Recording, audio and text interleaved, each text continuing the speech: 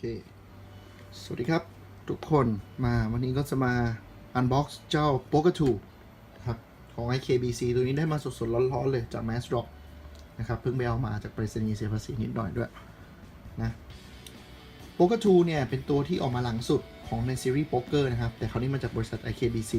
ซึ่งเป็นคอมมูนิตี้ของคนที่เขาเล่นคีย์บอร์ดเหมือนกันผมจำไม่ได้ว่าเป็นไต้หวันหรือจีนหรือเกาหลีหรือไงเนี่ยแหละ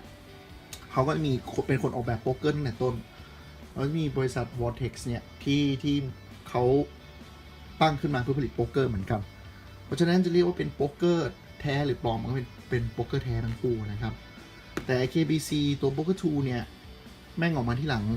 Poker 3แต่ตั้งชื่อ Poker 2ให้งงทำไมก็ไม่รู้เหมือนกันนะครับตัวกล่องมันจะเป็นสีดำธรรมดาไม่ได้มีอะไรเด่นมีโลโก้นี้โอ้โหใช้ MX Cherry เด่นเลยแล้วก็ Made in China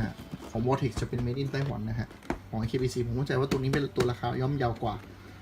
บอดี้เป็นแบบธรรมดาเรียบๆโอเคพอเปิดกล่องกันมาแล้วก็จะเจออะไรคู่มือ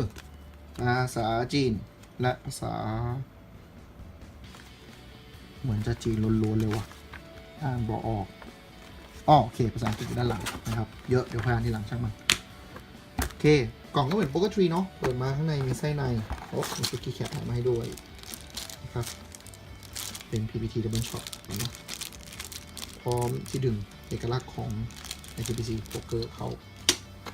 เปิดกล่องด้านในออกมาก็จะเจอคีย์บอร์ดด้านในช่วยมีสีติกดีนะครับผมสั่งเป็นสีขาวรอบนี้ฟอนต์ก็เปลี่ยนไปเป็นฟอนต์เรียบๆขึ้นเนาะนึกถึงสมัย Apple Keyboard นี่ครับ New Poker 2 บอดี้เป็นพลาสติกหน้าตาเรียบๆนะฮะมีลายด้านล่างใหม่ชื่อเป็นอลูมิเนียมแล้วก็มีลายเหมือน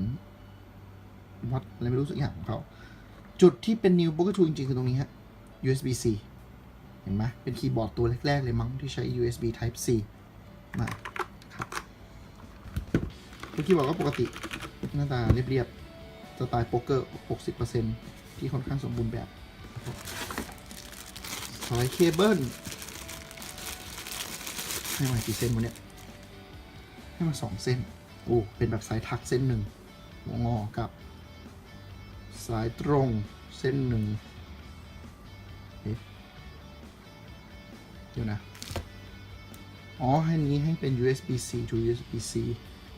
นะครับเอาไว้ต่อคอมโน้ตบุ๊กบางรุ่นนี้เนาะฝั่งนี้ต้องเป็น USB-C อันนี้เป็น USB-A to USB-C เป็นสายถักนะครับก็ดีเนาะให้มา2แบบจะได้แล้วแต่ใครชอบเลือกโอเคจบไปสำหรับวิดีโออันบ็อกซ์นะฮะเดี๋ยวเอาไปลองพิมพ์ลองเล่นนิดหน่อยแล้วเดี๋ยวจะกลับมาเป็น full review ในสำหรับรอบหน้าสวัสดีครับ